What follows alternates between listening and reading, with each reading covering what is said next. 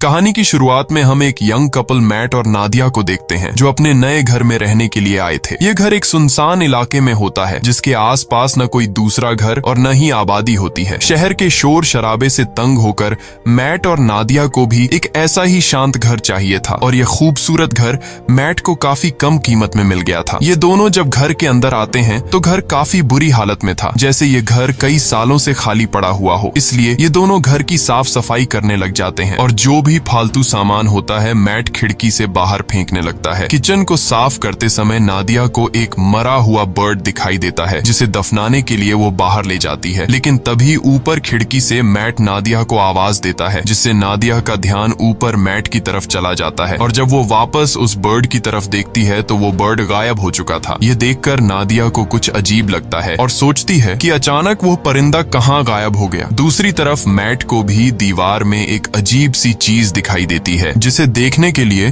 वो वॉलपेपर को फाड़कर हटा देता है और वहां मैट को एक बड़ा दरवाजा दिखाई देता है जिसे खोलने के लिए चाबी की जरूरत थी। अब मैट उस दरवाजे की चाबी ढूंढने लगता है और उसे बाहर फेंकी गई कबाड़ में चाबी मिल जाती है, जिसके बाद वो चाबी को दरवाजे के होल में डालकर दरवाजा खोल देता है। यहाँ नादिया भी पहुंच जाती है। ये दोनों देखते हैं कि अंदर एक काले गहरे अंधेरे वाला कमरा है और जैसे ही ये दोनों उस कमरे के अंदर जाते हैं तभी बाहर की लाइट्स अचानक ब्लिंक करने लग जाती हैं। ये देखकर इन दोनों को कुछ गड़बड़ महसूस होती है और इस प्रॉब्लम को दूर करने के लिए मैट कहता है कि हमें एक इलेक्ट्रिशियन को बुलाना चाहिए। ये कहकर वो वहां से चला जाता है और नादिया उस रूम के पास अकेली रह जाती है। नादिया अब सोचती है कि उसे इस रूम में जाना चाहिए या फिर नहीं, लेकिन फिर नादिया को कुछ अजीब सा डर महसूस होता है, इसलिए वो भी मैट के पीछे चली जाती है। इस तरह से रात गुजर जाती है और अगले दिन नादिया एक इलेक्ट्रिशियन को कॉल करती है। कुछ देर बाद लाइट्स ब्लिंक होने की प्रॉब्लम को दूर करने के लिए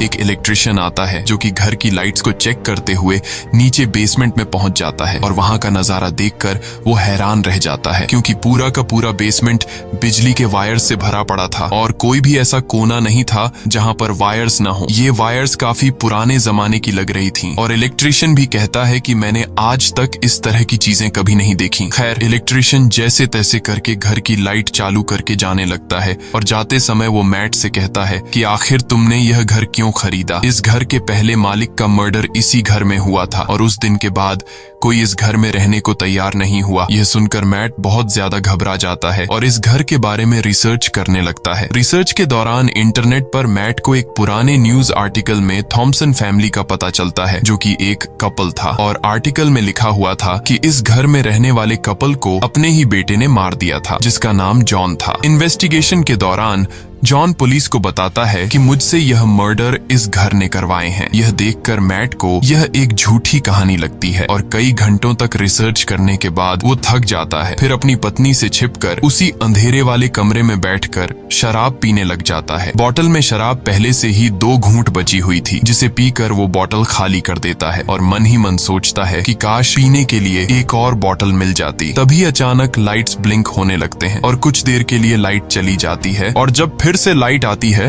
तो उसके सामने एक शराब की बोतल पड़ी होती है। ये देखकर उसकी आंखें खुली की खुली रह जाती हैं और जब वह उस बोतल को हाथ लगाकर चेक करता है तो उससे पता चलता है कि यह एक असली बोतल है, यानी कि यह रूम किसी भी इच्छा को पूरी कर सकता है। अगली सुबह नादिया नींद से जागती है। वो देखती है कि मैट यहाँ पर नहीं है, इसलिए वो मैट को ढूंढने उस रूम में जाती है। वहां जाकर वो देखती है कि पूरा रूम कीमती पेंटिंग्स और नई चीजों से भरा हुआ है और मैट बहुत ही ज्यादा खुश है। मैट नादिया को बताता है कि इस रूम में किसी भी विश को पूरा करने की ताकत है। वो नादिया से कहता है कि तुम्हें जो भी चीज चाहिए बस अपने दिल से मांगो और वो तुम्हारे सामने हाजिर हो जाएगी। ये सुनकर नादिया को मैट की बातें एक मजाक लगती हैं, इसलिए वो मैट पर हंसने लगती है, लेकिन मैट कहता है कि तुम एक बार ट्राई तो करो। तब नादिया कहती है अच्छा ठीक है, मुझे इस वक्त जॉब की जरूरत है तो मैं वो मांग लेती हूँ। तब मैट उसे समझाता है कि ये रूम जॉब नहीं दे सकता, तुम इससे कोई चीज मांगो। जिसके बाद नादिया आंखें बंद करके $1000 की विश करती है और पलक झपकते ही उनके पास $1000 आ जाते हैं। लेकिन अब भी नादिया को पूरी तरह से यकीन नहीं होता, इसलिए वो दोबारा $1 मिलियन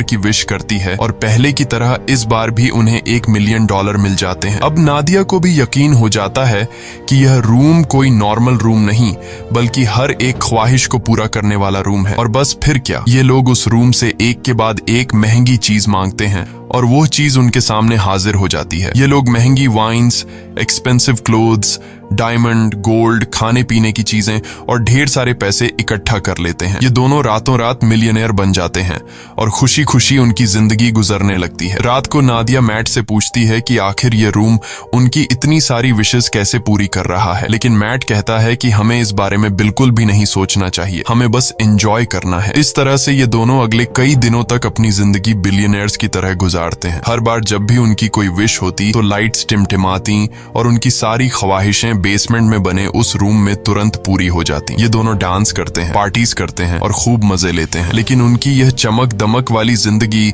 अब कुछ ही दिनों की मेहमान थी और अब उनके बुरे दिन शुरू होने वाले थे। वैसे तो यह रूम हर एक चीज दे सकता था, पर एक चीज जो इन दोनों की जिंदगी की सबसे बड़ी ख्वाहिश थी और वो चीज उन्हें रूम दे भी सकता था, लेकिन ये दोनों रूम से उस चीज को मांगने के लिए तैयार नहीं थे। और वो चीज कुछ और नहीं बल्कि एक बच्चा था। एक दिन मैट नादिया को बच्चे का एक झूला गिफ्ट करता है, जो कि इस बात का इशारा था कि हमें बच्चे के लिए ट्राई करना चाहिए। मैट नादिया को समझाता है कि हमें एक बार फिर से कोशिश करनी चाहिए, लेकिन नादिया इसके लिए तैयार नहीं होती क्योंकि पहले भी उसके 2 मिसकैरेजेस हो चुके थे। अब नादिया परेशान हो जाती है। काफी देर तक सोचने के बाद वो इस रूम में जाकर एक बच्चे की विश करती है और बच्चा उसे मिल भी जाता है। जब मैट आकर नादिया को बच्चे के साथ देखता है तो वो बहुत गुस्सा हो जाता है और नादिया को डांटने लगता है कि तुम्हें बिना परमिशन के बच्चे को नहीं लेना चाहिए था। इस बात पर इन दोनों के बीच काफी देर तक बहस होती है। नादिया कहती है कि उसने यह शॉर्टकट इसलिए अपनाया ताकि मिसकैरेज या लेबर पेन की तकलीफें उसे न झेलनी पड़े। वो कहती है कि हम दोनों इस बच्चे के साथ बहुत खुश रहेंगे, पर मैट इस बच्चे को एक्सेप्ट करने के लिए तैयार नहीं था और वो नादिया से कहता है कि तुम उस रूम में जाकर रूम से इस बच्चे को वापस लेने की विश करो। अब नादिया न चाहते हुए भी उस रूम में आती है और बच्चे को गायब करने की कोशिश करती है, पर वो ऐसा नहीं कर पाती, इसलिए वो बच्चे को मैट के हवाले कर देती है। अब गोद में बच्चे को लेकर मैट भी इमोशनल हो जाता है और वो भी उस बच्चे को गायब करने की विश नहीं कर पाता और बच्चे को वापस नादिया की गोद में डाल देता है। अब यह दोनों फैसला कर लेते हैं कि इस बच्चे को पालेंगे और इस तरह से ये दोनों एक बच्चे के पेरेंट्स भी बन जाते हैं। अब बच्चे को लेकर नादिया तो काफी खुश थी, पर मैट को इस बच्चे से बिल्कुल भी लगाव नहीं था और मैट इस रूम के बारे में और जानकारी हासिल करना चाहता था, इसलिए वो फिर से रिसर्च करने लग जाता है और उससे पता चलता है कि वो लड़का जिसने इस घर के ओनर यानी अपने माँ बाप को मार दिया था वो अभी भी जिंदा है और एक मेंटल हॉस्पिटल में जिंदगी बिता रहा है। यह जानने के बाद मैट अपने विश के जरिए मांगे गए पैसों के ढेर से कुछ पैसे अपनी पॉकेट में रखता है और जॉन से मिलने के लिए निकल पड़ता है। हॉस्पिटल पहुंचने के बाद नर्स मैट से पूछती है, क्या तुम एक रिपोर्टर हो? क्योंकि पिछले 45 सालों से जॉन के लिए कोई भी परिवार का बंदा नहीं आया। ये सुनकर मैट झूठ बोल देता है कि मैं भी एक रिपोर्टर हूँ। कुछ देर बाद जॉन आता है। जॉन बूढ़ा हो चुका था और जॉन पीछे वाले टेबल पर बैठकर मैट से कहता है, मुझे तुम्हारा ही इंतजार था। ये सुनकर मैट को कुछ अजीब लगता है और वो डायरेक्ट जॉन से पूछता है कि तुम इस रूम के बारे में क्या जानते हो और तुमने अपने मॉम डैड को क्यों मारा? तब जॉन कहता है कि मैंने अपने पेरेंट्स को नहीं मारा, बल्कि उस रूम ने मुझसे यह करवाया। इसके बाद जॉन मुस्कुराते हुए कहता है, मुझे पता है कि तुम अभी मजे कर रहे हो, खूब खाना पीना, महंगे कपड़े और एंजॉय, लेकिन जल्द ही इसकी कीमत तुम्हें चुकानी पड़ेगी। और जॉन मैट से कहता है, जितनी जल्दी हो सके इस घर को छोड़ दो। मैट को जॉन की दिमागी हालत ठीक नहीं लगती, इसलिए वो उसे वहीं पर छोड़कर घर लौटने लगता है। रास्ते में वो पेट्रोल पंप पर गाड़ी में पेट्रोल डालने के लिए गाड़ी खड़ी करता है। पेट्रोल डलवाने के बाद जब मैट एम्प्लॉई को पैसे देने के लिए जेब में हाथ डालता है तो उसके हाथ में पैसों की जगह राख निकलती है। यह देखकर वो परेशान हो जाता है और दूसरी जेब से एम्प्लॉई को पैसे पकड़ाकर सीधे घर पहुंचता है और सोचने लगता है कि जाते हुए उसने ढेर सारे पैसे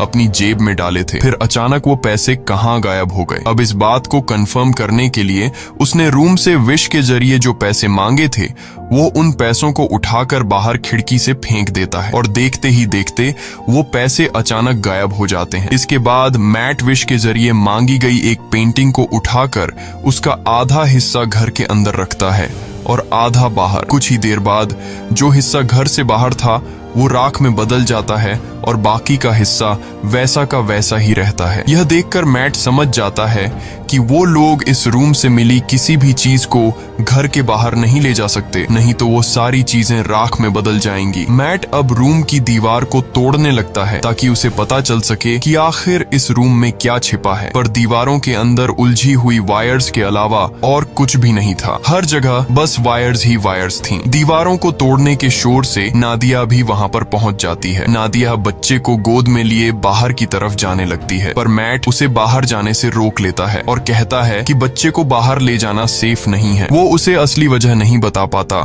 मगर खुद उसे पता चल चुका था कि जो कुछ भी उस कमरे से विश के जरिए मांगा गया है, उसे यहाँ से बाहर निकालने पर वो खत्म हो जाएगा। लेकिन मैट के मना करने के बावजूद भी नादिया बच्चे को बाहर ले जाती है। बाहर ले जाते ही बच्चा जोर जोर से रोना शुरू कर देता है और उसका कलर बदलने लगता है। यह देखकर नादिया भी चिल्लाने लगती है। नादिया की आवाज सुनकर मैट दौड़कर उसके पास जाता है और दोनों को उठाकर घर के अंदर ले आता है। और अब हम देखते हैं कि वो छोटा बच्चा अब छोटा बच्चा नहीं रहा, बल्कि वो कुछ ही सेकंड में 8 साल का लड़का बन चुका था। यहाँ मैट नादिया को सारी सच्चाई बता देता है कि वो रूम हमारी हर विश को पूरी कर सकता है, पर हम उसकी दी हुई चीजों को घर से बाहर नहीं निकाल सकते, वरना वो चीजें पुरानी होकर राख में बदल जाएंगी। ये सुनकर नादिया को बहुत दुख होता है और अब ये दोनों डिसाइड करते हैं कि इस बच्चे को घर में ही रखेंगे, कभी भी बाहर जाने नहीं देंगे, नहीं तो वो मारा जाएगा। इस तरह से दिन गुजरते हैं। नादिया बच्चे को घर के अंदर ही सब चीजें सिखाती है। वो उसे अपना बेटा मानती है और इस बच्चे का नाम रखती है शेन। शेन बाकी बच्चों से काफी अलग था। वो किसी की भी बात नहीं मानता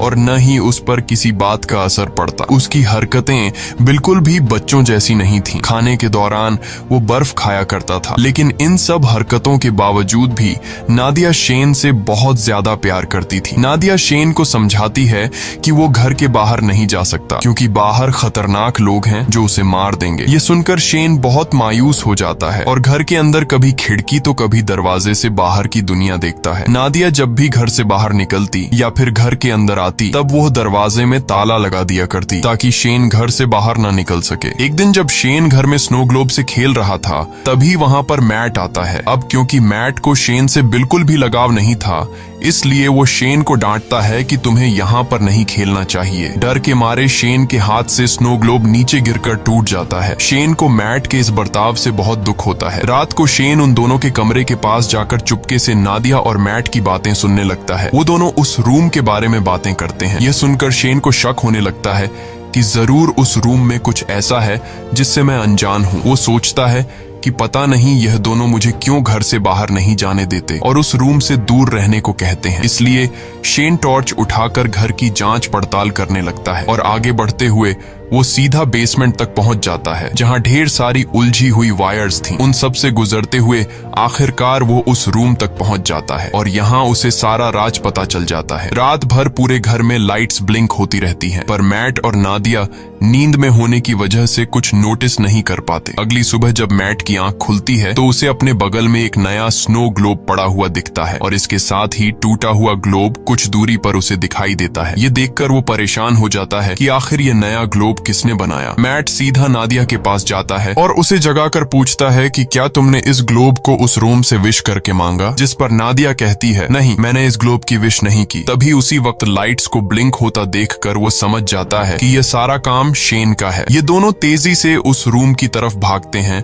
और वहां जाकर ये दोनों हैरान रह जाते हैं। अब क्योंकि शेन को घर से बाहर जाने नहीं दिया जाता था, इसलिए वो दिल में बाहर जाने की इच्छा रखते हुए उस रूम से खुद के लिए एक बहुत बड़ा आउटडोर एरिया मांग लेता है, जहां एक खुला आसमान और बड़ा जंगल था और शेन मजे से वहां खेल रहा था। नादिया अपने बेटे की बनाई हुई दुनिया को देखकर खुश होती है और उसके साथ खेलने लगती है, लेकिन मैट शेन के इस काम से बिल्कुल भी खुश नहीं था, क्योंकि उसे डर था कि कहीं वह उस रूम से बंदूक या फिर कुछ गलत चीज न मांग ले जिससे उनकी जान खतरे में पड़ जाए। इसलिए वो शेन को हाथ से पकड़कर वापस घर के अंदर ले आता है। अब मैट उस रूम की चाबी अपने पास संभाल कर शेन को उस रूम में जाने से मना करता है, लेकिन नादिया मैट को ऐसा करने से रोकती है। वो कहती है कि हम पहले ही शेन को घर से बाहर जाने नहीं देते। अब बेचारे ने खुद के लिए एक अलग आउटडोर बना लिया है, इसलिए हमें उसे वहां जाने से नहीं रोकना चाहिए और वहां उसकी जान को भी खतरा नहीं है। पर मैट नादिया की बात नहीं सुनता और कहता है कि शेन अभी ना समझ है, मुझे डर है कि कहीं वो गलती से उस रूम से कुछ ऐसी चीज ना मांग ले जिससे हम दोनों खतरे में पड़ जाएं। तभी फोन की घंटी बजती है और परमिशन न होने के बावजूद शेन फोन उठा लेता है, लेकिन जल्दी ही मैट उससे फोन छीनकर खुद बात करने लगता है। दूसरी तरफ कॉल पर जॉन था, जिसने शेन की आवाज सुनकर समझ लिया कि मैट ने उस रूम से एक बच्चा मांग लिया है। अब मैट भी उससे कोई बात नहीं छिपाता और कहता है कि हम इस बच्चे से अपनी जान कैसे छुड़ाएं। इधर किचन में रखे दूसरे फोन से नादिया इन दोनों की सारी बातें चुपके से सुनने लगती हैं। जॉन उसे अपनी सच्चाई बताता है कि मैं भी उस रूम से विश के जरिए मांगा गया हूँ। वो बताता है, मैंने अपने पेरेंट्स को इसलिए मारा क्योंकि मुझे भी बाहर की दुनिया देखनी थी, लेकिन जब मैं घर से बाहर निकलता तो मेरी उम्र बढ़ने लगती और जब मैंने रूम से पूछा तो उसने मुझे बताया कि अगर तुम्हें इस घर से बाहर निकलना है तो तुम्हें उस इंसान को मारना होगा जिसने विश करके तुम्हें मांगा है। इसीलिए मैंने विश करने वाली औरत को मार दिया और उसके साथ उसके हस्बैंड को भी मार दिया। यही वजह है कि आज मैं जेल में हूँ। वो मैट को बताता है कि मेरी और शेन की कहानी एक ही है। अगर तुम्हें शेन को बचाना है और उसे बाहर की दुनिया दिखानी है तो तुम्हें उस इंसान को मारना होगा जिसने शेन को विश करके मांगा था। अब अगर शेन को विश करके तुमने मांगा है तो तुम्हें अपनी कुर्बानी देनी होगी, और अगर तुम्हारी वाइफ ने शेन को मांगा है तो फिर तुम्हें उसे मारना होगा। और ये सारी बातें दूसरी तरफ कॉल पर नादिया भी सुन रही थी। नादिया ये सारी बातें सुनकर बहुत ज्यादा दुखी हो जाती है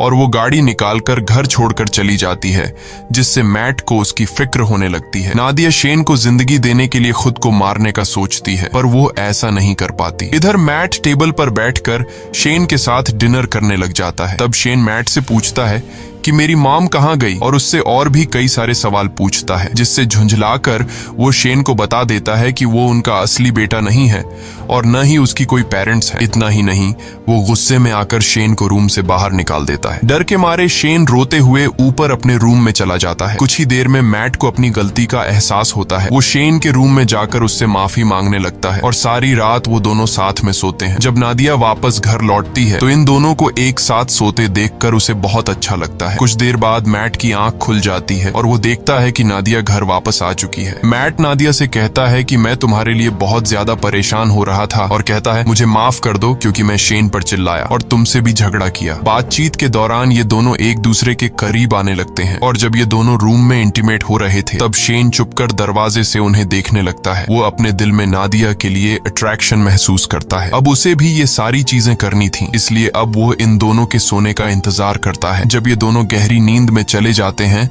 तब शेन चुपके से आकर मैट की पॉकेट से घर के बाहर जाने की चाबी चुरा लेता है। अगले दिन सुबह मैट और नादिया फ्रंट डोर को खुला देखकर समझ जाते हैं कि शेन घर से बाहर निकल गया है, इसलिए उन्हें डर था कि कहीं वो मर न गया हो। लेकिन तभी घर के एक अलग हिस्से में शेन को देखकर दोनों हैरान हो जाते हैं, क्योंकि शेन अब जवान और ताकतवर हो चुका था। वो अपने पेरेंट्स की तरफ गन पॉइंट करके उन्हें धमकाता है। तब नादिया उसे समझाने की कोशिश करती है। इसी बीच मैट शेन पर हमला कर देता है और दोनों में फाइट होने लगती है। लेकिन उनकी फाइट के दौरान नादिया को धक्का लगता है, जिससे वह नीचे गिरकर बेहोश हो जाती है। कुछ देर बाद मैट उसे जगाते हुए बताता है कि शेन को गलती से गोली लगने की वजह से वो मर गया। ये सुनकर नादिया रोने लगती है। मैट उसे तसल्ली देकर वापस घर में ले आता है और यहाँ आता है कहानी में सबसे बड़ा ट्विस्ट, क्योंकि अभी जो मैट नादिया को उठाकर घर लेकर गया वो असल में मैट नहीं बल्कि शेन है। इधर दूसरे रूम में जहां उनकी फाइट हुई थी,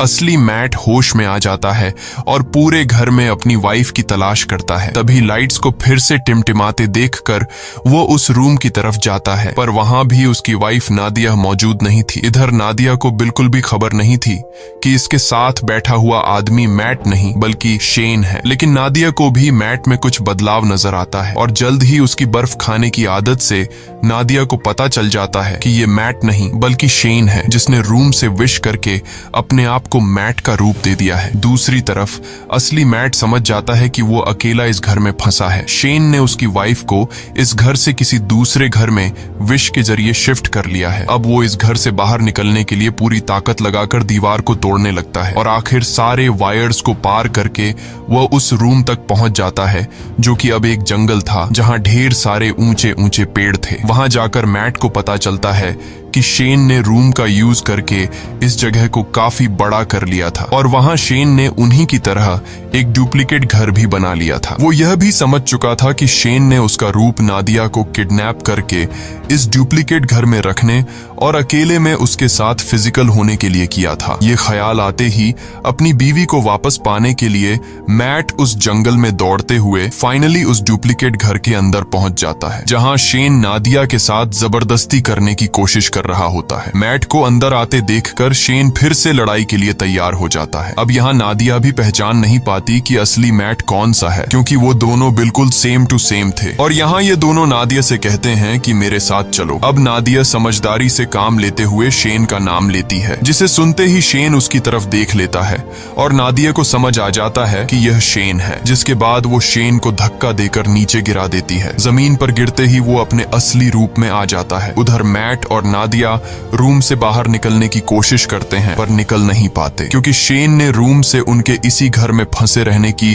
विश मांगी हुई थी। लाख कोशिशों के बाद भी जब वो लोग घर से नहीं निकल पाते तो मैट रुक जाता है और वहां से निकलने का कोई तरीका सोचने लगता है। यहाँ मैट होशियारी से एक ऐसी विश करता है कि हम दोनों का नया रूप इस घर के अंदर ही रहे और हमारा असली रूप इस घर से बाहर चला जाए। तभी अचानक वहां पर शेन भी आ जाता है और मैट को चाकू घोंपकर मार डालता है। इसके बाद वो नादिया को समझाने लगता है कि तुम मैट को भूल जाओ और मेरे साथ रहो। लेकिन इन्हीं बातों के दौरान उसे एहसास होता है कि यह दरअसल मैट और नादिया के क्लोन है, जबकि असली मैट और नादिया दौड़कर रूम के बाहर जंगल की तरफ भागते हैं। यह देखकर शेन बहुत गुस्सा हो जाता है और तेजी से उनके पीछे दौड़ने लगता है। यहाँ यह दोनों असली घर में पहुंच जाते हैं। जब शेन भी असली घर में पहुंचता है तो वो दौड़कर मैट पर अटैक कर देता है, लेकिन यहाँ मैट समझदारी से काम लेते हुए शेन को कसकर पकड़कर अपने साथ घर से बाहर निकाल लेता है। शेन अपनी जान को खतरे में देखकर वापस दरवाजे की तरफ भागता है पर अंदर घुसने से पहले ही नादिया दरवाजा बंद कर लेती है। अब यहाँ शेन नादिया को बहकाने की कोशिश करता है। वो कहता है प्लीज मॉम मेरे लिए दरवाजा खोल दो, लेकिन नादिया अब समझ चुकी थी, इसलिए वो रोते हुए शेन को बूढ़ा होते देखती है। धीरे धीरे उसकी बॉडी गलने लगती है और आखिर में वो राख में बदल जाता है। नादिया उसके पास आती है और उसकी बॉडी से बनी हुई राख को हाथ में उठाकर रोने लगती है क्योंकि नादिया ने उसे अपना बेटा माना था। इसके बाद मैट नादिया के पास आता है